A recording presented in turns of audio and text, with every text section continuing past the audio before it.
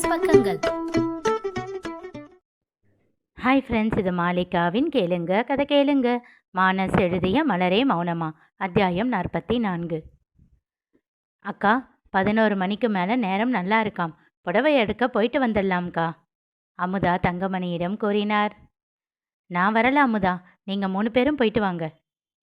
ஏங்கா? அமுதாவின் முகம் சுருங்கியது. இன்னும் இவர் பிரித்து பார்த்து கொண்டிருக்கிறாரா என்று மனதிற்குள் ஆதங்கம் எழுந்தது. அவர் முகம் பார்த்து புன்னகைத்தவர், ஏய், ஏண்டி முகம் அப்படி போகுது? செந்தில் என் செல்லக்குட்டிடி, அவனுக்கு பண்ணாமல் யாருக்கு பண்ண போறேன்? செல்வம் வேண்டாம்னு சொல்லிட்டானாம், உங்கள் 3 பேரை மட்டும் போயிட்டு வர சொன்னானாம் என்றார் சிரித்து கொண்டே. ஏன்னா இது என்ன கேள்வி சின்னத்த? மலரின் கேள்வியில் திரும்பி பார்த்தார். கையில் கேரட்டை வைத்து கடித்தபடி ஒயிலாக கதவில் சாய்ந்து நின்றிருந்தாள். கல்யாணம்தான் உங்களுக்கு கேட்காம பண்ணி வச்சிருச்சு. அட்லீஸ்ட் இதெல்லாமாச்சும் மொத்தம் உங்கள் 2 பேர் விருப்பத்தில் மட்டும் பண்ணணும்னு நினைக்குதோ என்னவோ. ரிசப்ஷன் வேலையெல்லாம் கூட எல்லாமே சின்ன மாமா தான் பார்க்குறாராமே. என்று விட்டு சென்றவரின் காதில், ஞாபகமாக பணத்தை எடுத்துக்கிட்டு போவாத்த என்றாள் மெல்லிய குரலில். அதை கேட்டு திகைத்து அவளை பார்க்க அவளோ கண்ணடித்து சிரித்தாள். அடிப்பாவி, இதுக்குதானா என்றார் அவர். பாவம், சின்ன பையன் ஆசைப்படுறான், நிறைவேற்றி விடுங்க என்றவளின் காதை செல்லமாக திருகி கொஞ்சி விட்டு சென்றார். நீயும் வரலாம் இல்லடா? சண்முகம் கேட்டார். இல்லைப்பா, நீங்கள் முதல்ல புடவை வாங்கிட்டு வாங்க, அப்புறம் அதுக்கு மேட்சாக நான் பேண்ட் சட்டை எடுத்துக்கிறேன் என்றான் செந்தில். தளிர் வந்தாள். அத்தை, நான் ரெடி. நல்ல வேலை, நானே உன்கிட்ட சொல்லணும்னு இருந்தேன், புடவை கட்டிக்கிட்டு வான்னு. அப்போதான் புடவை மேலே வச்சு பார்க்கும்போது எடுப்பாக இருக்கா இல்லையான்னு கரெக்டாக தெரியும். பரவாயில்ல, நீயே புடவையில் வந்துட்ட. சின்னதாக புன்னகைத்தாள். அவள் பார்வை செந்திலிடம் செல்ல அவனோ அவளை பார்க்காமல் செல்போனை பார்த்து கொண்டு இருந்தான். ஆளப்பாரு, மனதிற்குள் அவனை திட்டினாள். சரி வாங்க என்று விட்டு சண்முகம் வெளியில் செல்ல அவரை தொடர்ந்து அமுதாவும் சென்று விட்டார். ஒரு நொடி நின்று அவன் பார்ப்பானா என்று ஏக்கமாக பார்த்தாள். அவனோ செல்போனில் இருந்து நிமிரவே இல்லை. ரொம்பத்தான் பண்றாரு என்று முணுமுணுத்தவள் அவசரமாக ஒரு முறை வெளியில் பார்த்துவிட்டு அவன் கன்னத்தில் பட்டென்று ஒரு முத்தம் வைத்தாள். வைத்துவிட்டு ஓட முயன்றவளின் பின்னல் அவன் கையில் சிக்கி இருந்தது. அப்படியே அவளை இழுத்து தன் மடியில் அமர்த்தினான். உன்னை பார்த்தா என்ன நானே கண்ட்ரோல் பண்ண முடியாதுன்னு தானே கஷ்டப்பட்டு அமைதியாக உட்கார்ந்துருக்கேன். எதுக்கு வாண்டடா வந்து உசுப்பேத்துற என்றவனின் கை அவள் இடையை அழுத்தி பிடிக்க அதில் திகைத்து சிலிர்த்தாள்.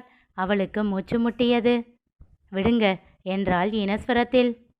பண்ணுறதெல்லாம் பண்ணிட்டு விடுங்கன்னு நீ சொன்னா நான் விடணுமா? இப்போது அவன் விரல்கள் இடையை வருட கண்களை இறுக மூடிக்கொண்டாள் தளிர். முத்தம் கொடுத்தது தப்பா என்றாள்.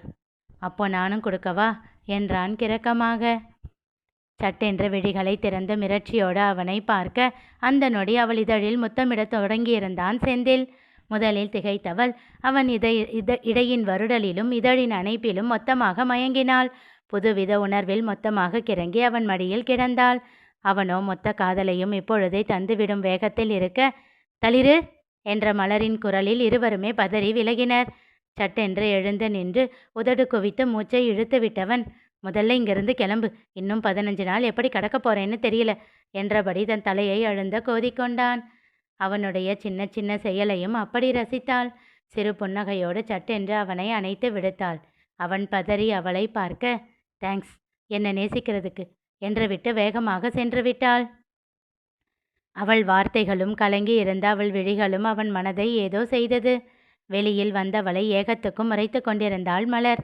அதை கண்டு திகைத்தவள் அவளை நிமிர்ந்தும் பார்க்காமல் ஓடியே விட்டாள்.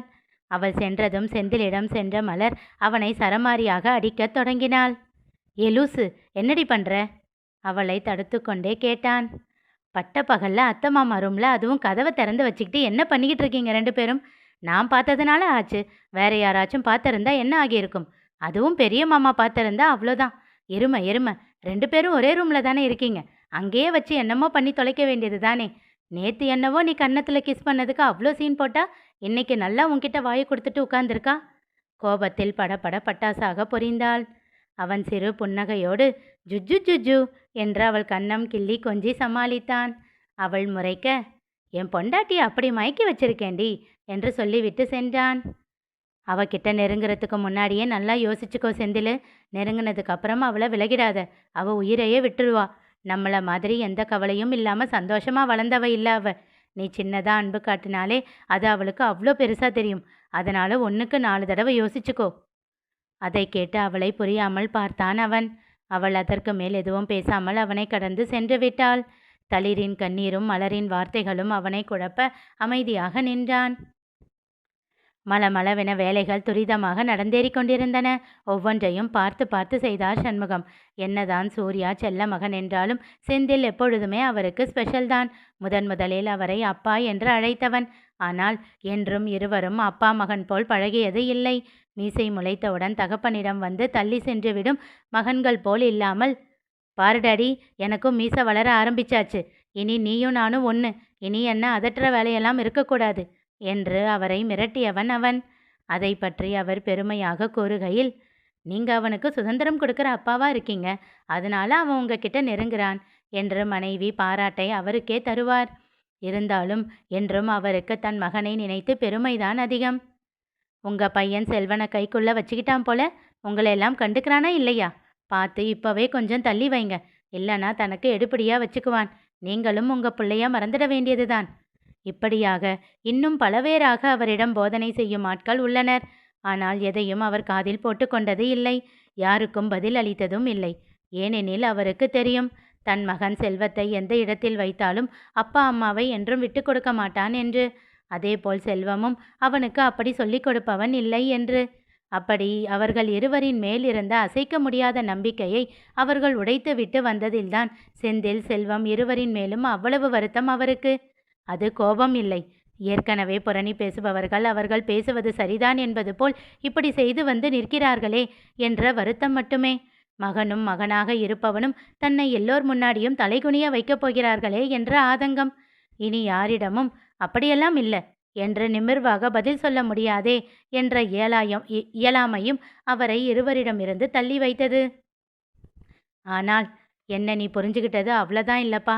நான் மனசு கஷ்டத்தில் இருக்கும்போது என்னை தனியாக விடுற இல்லை. குரல் உடைந்து கேட்டு நின்ற மகனை அதற்கு மேல் ஒதுக்க முடியாமல் அரவணைத்து கொண்டார். சரியோ தவறோ தான் செய்வதை செய்துவிட்டு நிமிர்வாக புன்னகைக்கும் அண்ணன் மகன் அவரை காண முடியாமல் ஓடி ஒளிவதை பார்க்கையில் அவருக்கு வேதனை மிகுந்தது. அவனை அப்படி ஒரு சூழ்நிலையில் நிறுத்தி வைக்க பிடிக்காமல் தான் அவரே அவனிடம் சென்று அவன் மன்னிப்பை தானே பெற்றுக்கொண்டு மன்னித்தார். அப்படிப்பட்ட மனம் கொண்டவர் இன்று குறைகளை மனதில் தேக்கி வைத்து கொள்ளாமல் சந்தோஷமாக அனைத்தையும் செய்வது ஆச்சரியமில்லையே. அவர் மேல் சில விஷயங்களில் வருத்தங்கள் இருந்தாலும் அமுதா அவரை மிகவும் நேசிப்பது இந்த குணத்திற்காகத்தான். மனைவி நேசிப்பது தெரிந்தும் அந்த குணத்தை மாற்றிக்கொள்வாரா என்ன? தளிரின் வீட்டிலும் சமாதானம் செய்து அவர்களும் சேர்ந்து இந்த ரிசப்ஷனை செய்ய வேண்டும் என்று அவருக்கு ஆசைதான். அவள் தரப்பில் யாரும் இல்லாமல் இருந்தால் தளிர் வருத்தப்படுவாளே என்று நினைத்தார். ஆனால் செல்வம் பிடிவாதமாக வேண்டாம் என்று சொல்லிவிட்டான். தளிரை பற்றி சொல்லிய பிறகு அவன் பிடிவாதமும் சரி என்று தோன்ற அவரும் விட்டுவிட்டார். ரிசப்ஷன் நாளும் வந்தது. எல்லோரும் சந்தோஷமாக இருக்க தான் நினைத்தது நடக்கவில்லையே என்று தங்கமணி மட்டும் வருத்தத்தில் இருந்தார். அவருடைய வருத்தம் ஏன் தெரிந்து கொள்ள தொடர்ந்து கேளுங்க. கதை கேளுங்க. மீண்டும் சந்திப்போம்.